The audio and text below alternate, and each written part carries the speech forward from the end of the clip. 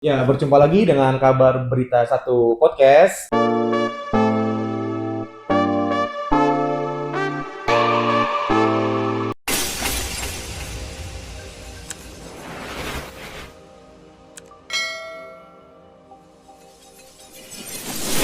Hari ini kita bertamu ke tempatnya Bang Aldo Sirait, ya Bang ya. Bang Aldo Sirait SHMH, yaitu Direktur Utama PT Sinergi Patriot Bang ya, BUMD di Kota Bekasi. Nah, jadi hari ini menarik sekali. Kita akan diskusi panjang lebar. Yang pertama itu mengenai profil dari Bang Aldo Sirait. Bang Aldo akan menceritakan sedikit ya Bang ya, mengenai apa namanya perjalanan panjang Abang dari mulai sekolah dasar sampai bisa seperti ini. Baik Bang Aldo, pertama saya ucapkan terima kasih banyak untuk waktunya ya Bang ya. Sudah berkenan apa namanya menyempatkan untuk berbicara atau berbagi cerita di podcast Kabar Berita Satu. Dan mungkin kita mulai dari pertama Bang ya, mengenai profil Abang dari mulai masa kecil sampai sekarang ini Bang, silakan. Ya, terima kasih. Ya, memang perjalanan hidup ini panjang, bukan uh, hal yang mudah untuk mencapai di titik ini. Saya itu lahir dari satu kampung yang paling terpencil lah ya, dan bisa dibilang sampai sekarang itu bisa sampai saat ini di kampung kami itu belum ada signal. Baik Bang. Jadi saya SD itu belum masuk listrik pada saat itu, dan kami di kampung itu memang sangat sedih, sangat susah ya. Kebetulan saya itu anak yatim ya. Saya anak yatim. Saya nggak kenal dengan ayah saya. Baik Bang. Jadi saya berjuang dari SD, bahkan sebelum SD pun saya sudah mengalami bagaimana pahitnya kehidupan. Jadi uh, saya SD di kampung, SMP di kampung, tapi STM saya STM. Saya bukan SMA, saya STM di Medan. Mungkin kalau dilihat daripada orang, kalau sekolah itu rata-rata orang di Medan karena orang mampu. Baik Bang. Tapi saya STM di Medan itu karena ibunda saya waktu itu melarang saya untuk sekolah. Waktu itu orang tua saya itu melarang untuk sekolah. Udah, nak, nggak usah sekolah lagi karena kita nggak punya kemampuan gitu ya. Sehingga saya mendekatkan diri kabur saya ke kota Medan. Iya Bang. Nah, saya kabur ke kota Medan dan saya membohongin saudara saya di kota Medan. Ada salah satu waktu itu abang saya itu di PNS, sehingga saya didaftarkan ke SMK Negeri 1 Medan. SMK Negeri 1 Medan Bang ya. Ingat saya itu waktu itu uang sekolahnya itu 4.500 sebulan pada saat itu. Tapi begitu saya sampai di Medan itu, ya saya mau makan apa gitu ya. Saya harus tinggal di mana gitu. Tapi saya numpang di rumah keluarga memang, saya dikasih tempat tinggal. Tapi saya langsung berpikir bagaimana untuk mendapatkan uang pada saat itu karena orang tuh nggak punya apa-apa. Singkat cerita, apa yang bisa saya kerjakan? Jadi saya belum sekolah pada saat belum sekolah saya langsung menarik becak di kota Medan Simpangan Timur itu. Oh, udah mencari penghasilan sendiri Bang Udah, ya? udah. Untuk menyambung hidup Bang ya? Ya, jadi saya narik becak dayung itu. Iya Bang. Itu ingat saya becak dayungnya itu Romiduk 318 namanya. Jadi yang banyak becak dayung pada saat Iya. itu di Medan. Padahal saya waktu itu saya belum bisa bahasa Indonesia. Oke. Artinya belum bisa berkomunikasi dengan bahasa Indonesia pada Iya, saat Bang. itu dengan baik, tapi paham bahasa Indonesia. Iya. Itu saya narik beca, akhirnya saya bisalah dapat duit pada saat itu. Tapi itu puji syukurnya itu kami mulai dari dari kelas 1 sampai kelas 3 STM itu kami masuk siang terus. Gak pernah masuk pagi. Oke. Gitu. Jadi gak pernah masuk pagi, terus masuk siang. Iya. Jadi saya pagi-pagi saya jualan kangkung di pasar. Kalau di Medan itu namanya pajak. Ya, pajak. Oh. Di Medan itu namanya pajak, tapi kalau di Jakarta ini pasar. Jadi, Berarti kota Medan Bang ya? di kota Medan. Kota Medan Jadi ya? makanya saya itu pajak Sambu, pajak Simpang Limun, pajak namanya. Iya, Jadi pasar bukan, gitu Bang bukan ya? pasar. Iya. Jadi kalau dibilang di daerah Medan itu pajak, nah berarti itu pasar. Pasar ya Bang, oke. Jadi Saya pagi-pagi itu jualan kangkung di Simpang Limun itu saya ingat itu apa namanya? Dia 3 ikat Rp200. 3 ikat Rp200. Nah, satu ikat Rp100, Iya, Bang. 1 ikat 100, 3 ikat 200 gitu. Jadi saya numpang lah, saya kos waktu itu di rumah Marga Butar-Butar. Pada saat itu istrinya Guru Kultom, saya di sana. Tapi saya nggak bayar kos di situ, nggak Oke. bayar semua, karena saya di sana bekerja bekerja untuk bersihkan rumahnya. Karena rumah ini banyak kos ya, Iya, rumahnya banyak besar, anak Bang, kos, ya. besar gitu Iya. kan. Jadi saya melayani para anak kos di situ Iya. lah. Saya masak, saya jualan kangkung. Tapi kok kangkung ini miliknya ibu kos ini. Oke. Ya, jadi saya melaporkan bukan pagi-pagi gitu. Saya pulang dari jualan kangkung ini, saya belanja sendiri untuk makannya oleh anak-anak kos tadi. Iya. Jadi itulah rutinitas saya setiap hari di Medan itu sampai bisa dibilang tamat STM. Dan saya pulang kampung, kalau libur sekolah pulang kampung, rata-rata orang pulang kampung itu ngambil uang. Iya. Nah, minta uang ke orang tuanya. Dari orang tuanya ya, Bang, ya. Tapi saya pulang kampung waktu itu, saya udah ngasih uang. Iya, sudah memberikan uang ke orang tua. Gitu. Karena memang ya kehidupan kami nggak ada pada saat itu, sangat-sangat susah. Ya itulah mungkin yang membuat semangat spirit saya, harus orang berhasil, harus termotivasi gitu. Jadi perjalanan hidup seperti itu. Dan sampai saya ini sekarang ini berpendidikan SHMH itu, saya mulai kuliah itu 2010 lagi, setelah sudah punya anak di Bekasi ini. Oh, oke. Nah, Jadi tahun 2010 Abang baru mulai S1 tuh, Bang, ya? Ya, Mulai kuliah, ya? 2010 S1 sampai 2014. 14. Oke. Nah, anak saya sudah lahir 3. Anak saya lahir pertama 2003, 2008, 2012 pada saat itu. Oke. Jadi ya 2011 ibu saya meninggal. Oke, Bang. Jadi sedih saya rasa waktu Iya. itu kan, karena rencana saya mau menunjukkan kepada orang tua saya bahwa ini anak muda mau berhasil. Iya. Gitu. Tapi 2011 ibunda saya udah meninggal. Ibunda berpulang ya, Bang, ya. Berpulang ya, tapi itu tidak mengurangi semangat saya. Betul. Gitu. Nah, jadi tadi saya ke Jakarta ini di 2002 sekitar 2002-an. Saya memulai di Jakarta ini supir angkot saya. Supir angkot. Di daerah mana, Bang, awal mula, Bang? Mekarsari Cililitan. Trayeknya Mekarsari Cililitan. namanya KWKT 11 Mekarsari Cililitan. Saya di sana. Oke. Supir angkot. Nah, dari supir angkot itu saya sambil mencari kerja juga, karena background saya mekanik dulu. Mekanik, kan dari STM. Karena STM, ya. Nah, mekanik. Akhirnya saya dapat, sambil saya supir angkot, saya mencari pekerjaan. Nah, saya waktu itu agak susah dapat pekerjaan. Ternyata belakangan ini saya cerita teman-teman, kenapa kita susah cari pekerjaan? Karena kami yang pertama waktu itu UN. Jadi kita itu rata-rata nilai matematikanya 2, 3. Oke. Gitu. Karena salah menjawab. Yang sistem melingkarin itu. Pilihan ganda. Iya, tapi yang dibulat-bulatin itu. Dibulat-bulatin itu gitu kan. Nah, ternyata saya teman-teman tuh kan, ya kita bukan bodoh-bodoh lah. Tapi nilai UN kita itu, satu. Hal kedua yang bikin kami waktu itu agak susah cari pekerjaan. Kami, surat-surat kami itu STM. Tapi ijazah kami SMK. Jadi begitu, ini belakangan ini kami tahu ya, setelah udah ketemu kita reuni-reuni teman, ya dulu kan saya susah cari kerja loh, nggak bisa-bisa gitu ya. Jadi secara administrasinya itu agak ada masalah administrasi sebenarnya. Iya, Bang, ya? Jadi kami dulu, semua rapat kami adalah STM Negeri 4 Medan. Iya. Sampai sertifikat PKL-nya STM Negeri 4 Medan. Tapi terakhir tahun 97 kami tamat, itu jadi ijazahnya SMK Negeri 1 Medan. SMK.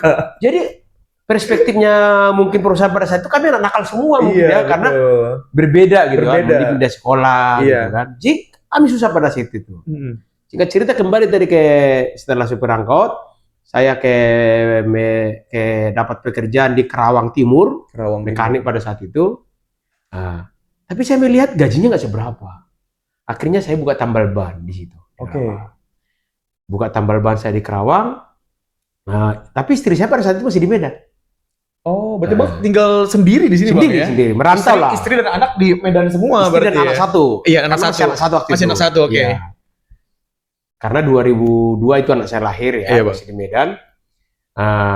Terus saya buka tambal ban, kerja di tambal ban di Kerawang. Di Jadi Kerawang. siang kerja di Pabrik, iya perusahaan. perusahaan jadi mekanik, malamnya itu saya masih banyak teman-teman saya itu di Kerawang Timur itu Iya, Bang. sekarang. Jadi akhirnya saya punya tambal ban.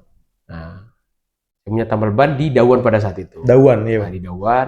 Itulah di proses tambal ban inilah saya mengenal tangki, mobil tangki. Jadi saya melamar lah, jadi dari situlah kenal lah kernet tangki. Iya. Kernet mobil tangki, gitu kan. Akhirnya saya jadi bekerja sama dengan jadi supir tangki, jadi punya miliki mobil tangki. Oke. Akhirnya 2008 kami waktu itu memulai usaha lah. Memulai usaha. 2008 2009 mulai usaha menjadi transportir Pertamina. Oke, berarti awal mulanya seperti itu Bang, Iya, berarti ya, awal mulanya ya. 2008 jadi Mulai usaha. jadi Iya, Bang. transportirnya Pertamina. Pertamina Baik. pada saat itu. Akhirnya sudah mulai ada kehidupan tuh. Iya. Kayak kemarin saya bilang tadi, karena saya pikir pendidikan ini salah satu adalah modal yang tidak ada ukurannya gitu. Ukurannya, betul. Pokoknya kalau kita udah sekolah, apapun kita yang kita inginkan nanti, tentu Iya. itu menjadi modal besar untuk mencari pekerjaan atau kehidupan kedepannya kalau kita sekolah. Yang lebih baik Bang Lebih ya. baik. Iya. 2010 saya kuliah Di mana Bang? di Universitas Borobudur, Oh, Borobudur. Kalimalang. Baik, Kalimalang. Nah, saya kuliah ngambil fakultas hukum. Hukum. Saya pikir apa kalau usaha bangkrut atau apa, ini saya bisa jadi pengacara ini. Iya, betul. Karena hanya pengacara menurut saya yang bisa menjalani berprofesi pengacara yang kehidupannya bisa lebih sukses. Lebih sukses. Ya, Iya. lebih sukses karena ada contoh-contohnya yang kita lihat di media-media kan, Iya. pengacara ini banyak duitnya. Ya, jadi saya pengacara fakultas hukum di 2010. Ya puji Tuhan 2014 lulus. Oke. 2014 lulus, langsung saya mengambil namanya itu profesi apa? Advokat. PKPA, pendidikan khusus profesi advokat. Iya, Bang. Saya PKPA, lanjut UPA, ujian profesi advokat. 2016 saya dilantiklah jadi advokat. 2016. 2016. Bang, ya? Dilantik jadi advokat. Masih baru saya sebenarnya kalau di advokat, tapi karena pengalaman kehidupan itu ya mungkin bisa banyak klien saya. Iya, baik. Nah, jadi 2016 saya menjadi advokat, dilantik yang disumpah oleh Pengadilan Tinggi Bandung. Oke, di Bandung dipakainya Bang ya. Karena KTP saya Bekasi. Iya. KTP saya Bekasi, tentu jadi Pengadilan Bandung. Baik. 2016 saya langsung melanjutkan S2. Di tempat yang sama Bang? Ya, di Borobudur lagi. Di Borobudur karena juga. itu saya pikir paling dekat kampus dengan rumah. Dengan rumah. Dengan pekerjaan. Karena saya waktu itu kerja di Jakarta Timur. Oke, iya. Nah, kerja saya di Jakarta Timur. Saya pikir itu kampusnya harus yang saya lewatin. Iya, jadi Bang. saya ambil kampus itu, Borobudur.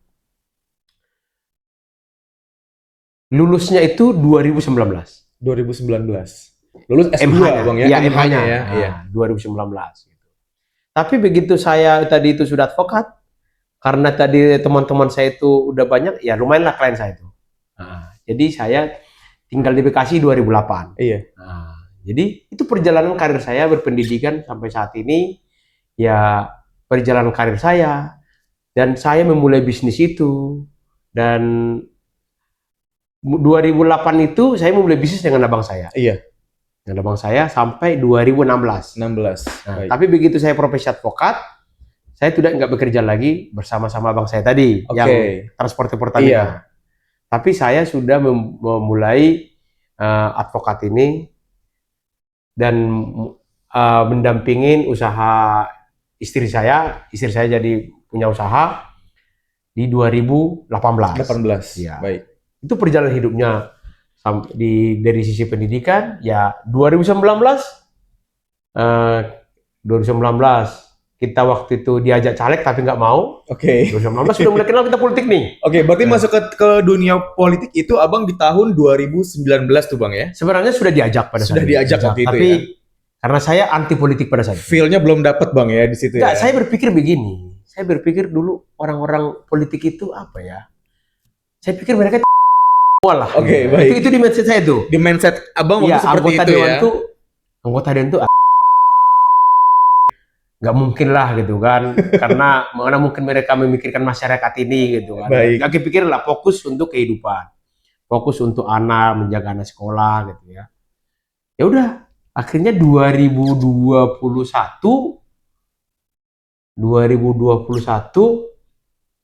saya diajak lah masuk partai. Tergoda lah ini. Oke, Tergoda. partainya apa Bang? Pada saat itu Partai Nasdem saya. Partai Nasdem, Saya ketua baik. DPC Partai Nasdem pada saat itu di Bekasi Utara. Bekasi Utara. Heeh. Akhirnya saya tertarik nih di politik. Tertarik di politik. Nah, sampai saya mencalonkan diri pada saat itu. 2024. 2024. Dapil Bekasi Utara. Bang, ya? Dapil 2 Bekasi Utara. Dapil Bekasi Utara. Dengan saya tidak pada saat itu. Baik. Ya puji Tuhan tidak dapat pada saat itu. Oke, belum berarti belum masuk rezekinya di situ Bang ya. Belum rezeki Tahun saya. 2024 ya. Mungkin Tuhan belum berkehendak saya jadi anggota dewan. Betul, Gitu. betul. Jadi ya walaupun sebenarnya kalau secara suara pribadi saya pada saat itu 7.000 suara. 7.000 suara.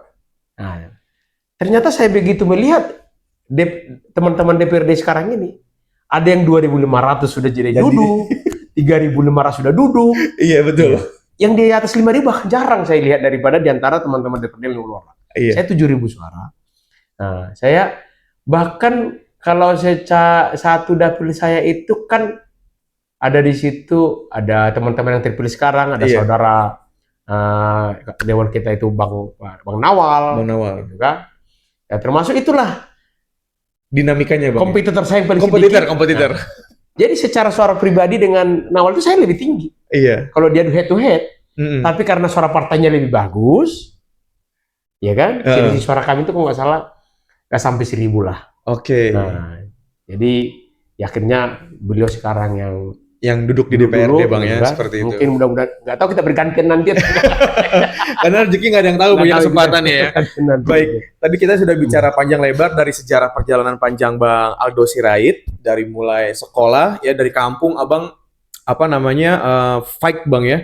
Abang pindah ke Medan, Abang sekolah di SMK, hingga Abang pindah ke Jakarta memulai karir pertama kali juga jadi dari supir angkot, kemudian Abang juga bekerja di pabrik, lalu Abang juga bekerja tambal ban juga seperti Bang ya. Artinya kan memang kehidupan itu dulu sulit Bang ya. Tapi dalam pribadi Abang ini tidak ada kata menyerah seperti itu Bang ya. Dan ini mungkin memang juga penting untuk anak muda sekarang Bang ya, apalagi Gen Z ini Bang. Iya. Semangatnya itu kan beda Bang, kayak orang-orang zaman dulu nih Bang. Coba Abang mungkin ada pesan Bang. Saya hanya berpikir begini, ya kan? Saya hanya berpikir begini. Kehidupan ini tidak matematika.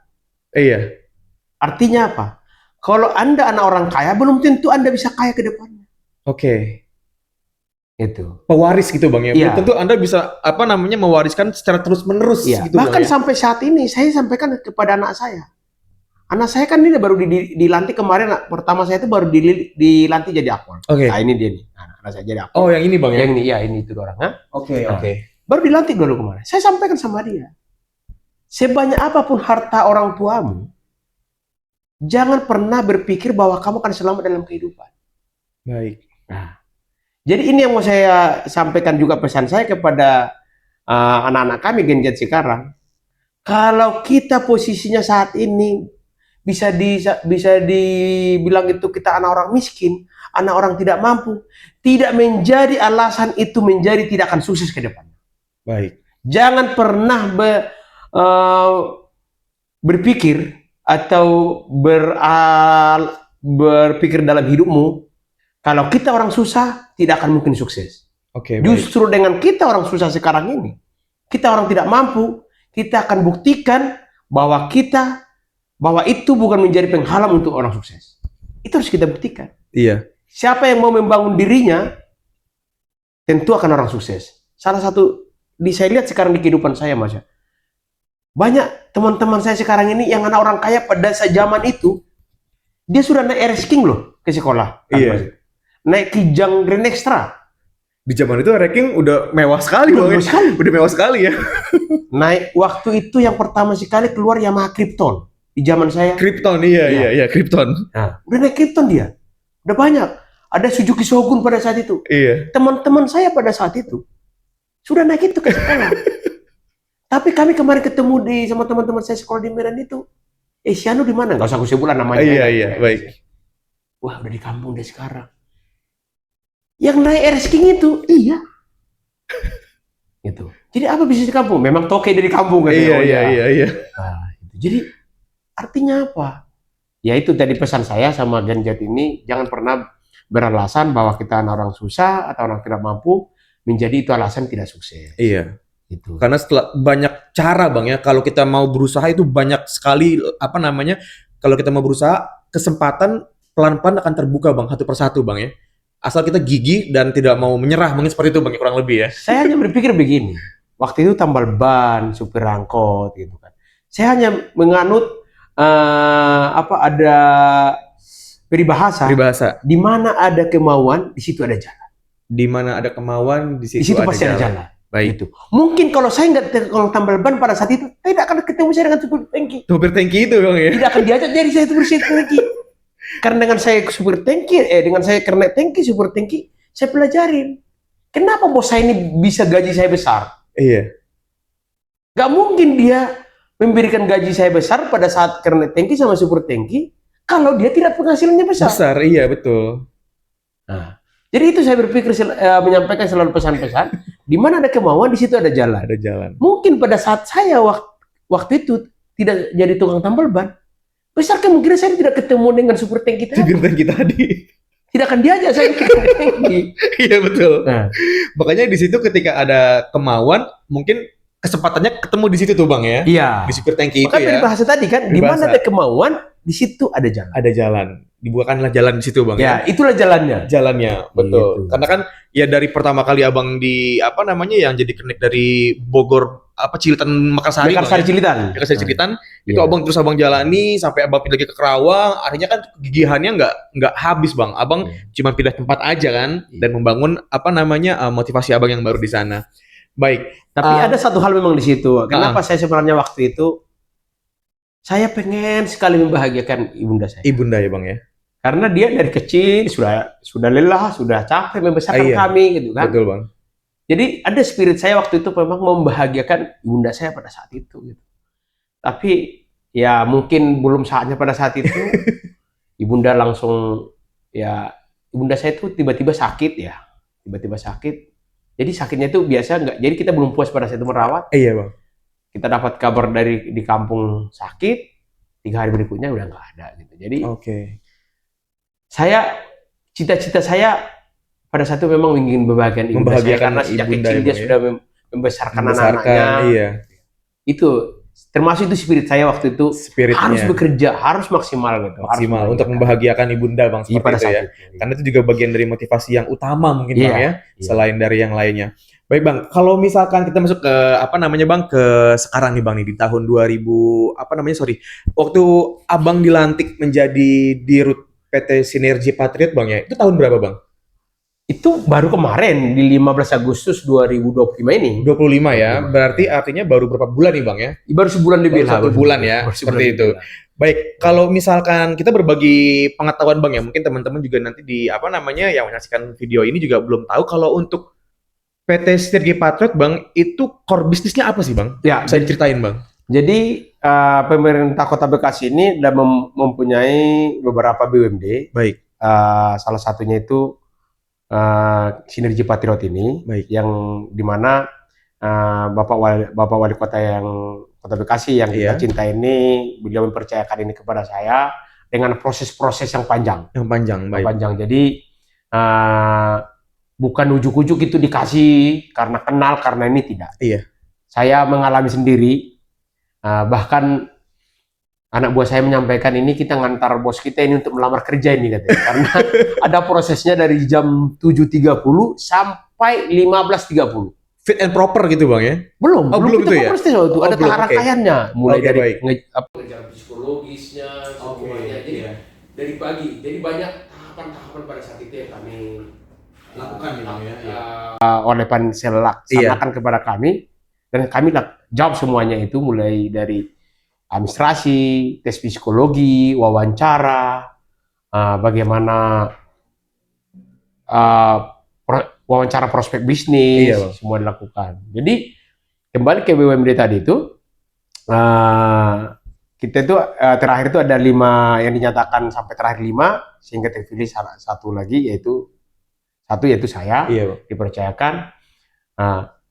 Yaitu dalam tadi BUMD ini, kami core bisnisnya ini adalah gas gitu ya. Tadi BUMD ini ada beberapa, salah satunya migas. Itu ada migas di hulu, ada di hilir. Nah, ada BUMD migas hulu, ada itu direktur saat ini ada saudara kita juga. Baik, Bang. Adalah di sana Iya. di direktur migas hulu. Kami ini di Hilirnya, ya, Bang. hilir. Jadi kami bagian daripada bisnis ke rumah-rumah, Rumah-rumah. Distribusi, Bang ya. Iya, mendistribusikan gas ini ke Iya. rumah, mengajar gas. Ada juga kerjasama dengan PGN, kerjasama dengan ada perusahaan-perusahaan lain bagian niaga gasnya. Oke, baik, Bang. Itu ada niaga CNG, gas bumi. Nah, itu core bisnisnya. Core bisnis seperti itu, Bang ya. Iya. Baik, PT Sinergi Patriot ini kan sudah Bang, sudah lama Bang seperti itu ya. Mungkin juga dari direktur yang sebelumnya juga sudah banyak melakukan inovasi-inovasi seperti itu Bang ya. Nah, mungkin Bang Aldo bisa memberikan sedikit Bang ya, kayak kisi-kisi atau sedikit clue rencana apa nih Bang? Karena kan kalau misalkan biasa Bang, kalau direktur itu kan panjang Bang plannya, atau kita bisa plan, terus organizing, terus actuating, sama controlling Bang. Abang ini apa sih inovasi Abang nih yang pengen Abang lakukan untuk meningkatkan PAD di Kota Bekasi ini Bang? Prinsip bisnis itu kan gampang sebenarnya. Baik. Prinsip bisnis itu adalah memberikan produksi atau peningkatan hasil yang sebesar-besarnya, sebanyak-banyaknya, dengan efisiensi pengeluaran seminimal mungkin. Itu prinsip bisnis. Ya. Dengan prinsip bisnis, dasar prinsip bisnis tadi, tentu saya melihat, ya kan, melihat daripada efisiensi, termasuk ini karyawannya apa fungsinya. Oke, Bang. Yang kurang efektif kita kurangin, yang memang dibutuhkan untuk pengembangan kita tambah karyawannya, yang punya kompetensi kita tempatkan. Nah, tapi kembali ke bisnis tadi, ke core bisnis SPT ini, saya sekarang ini lagi kami semua bersama tim lah ya, tim dari Sinergi ini lagi mengurus penambahan izin yaitu untuk bisa niaga. Nah, supaya kami ini bisa meniagakan gas bumi sama CNG ke depannya. Baik. Jadi kami lagi mengurus izinnya nih ke Kementerian SDM. Karena saya pikir kalau yang core bisnis sekarang ini dikembangkan udah sulit, karena dia adalah pembangunan pipanisasi. Pipanisasi dan harus membeli kompresor yang nilainya besar. Baik, Bang. Kalau kita niaga ini kan gampang aja, ya beli sedikit, ya jual. Sisanya selisihnya untung gitu. Jadi itu bisa diputar-putar menjadi siklus penjualan ke depannya. Bang ya. Itu. Jadi kami sekarang ini di Sinergi ini untuk pengembangannya yaitu untuk supaya bisa niaga gas bumi dan CNG ke depannya. Baik, karena juga baru sekali Abang dilantik Bang ya. Jadi mungkin juga Abang sekarang ini sedang bersama tim juga sedang merumuskan, memformulasikan apa-apa saja strategi-strategi untuk peningkatan PAD ke depannya seperti itu Bang ya.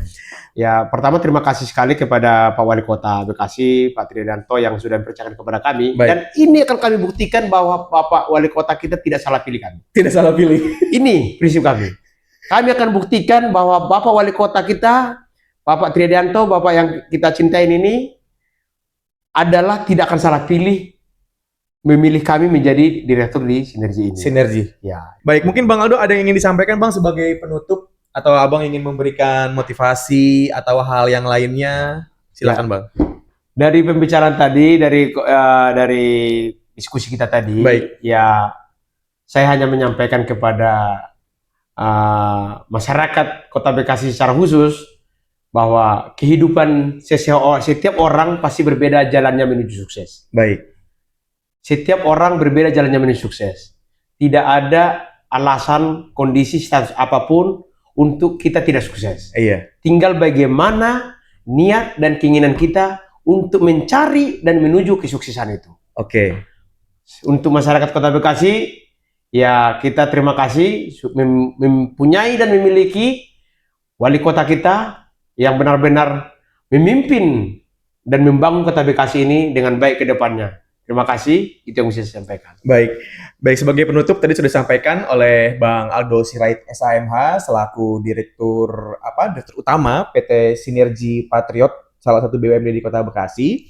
Dan mungkin sampai sini obrolan kita hari ini mengenai profil tentang Bang Aldo, lalu tentang pengalaman dari mulai sekolah sampai saat ini menjadi direktur salah satu BMD di Kota Bekasi.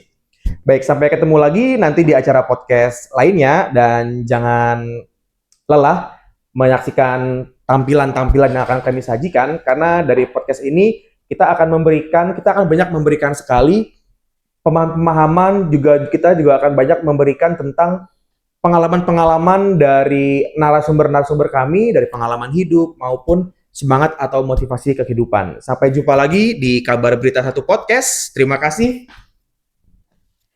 Kota Bekasi keren.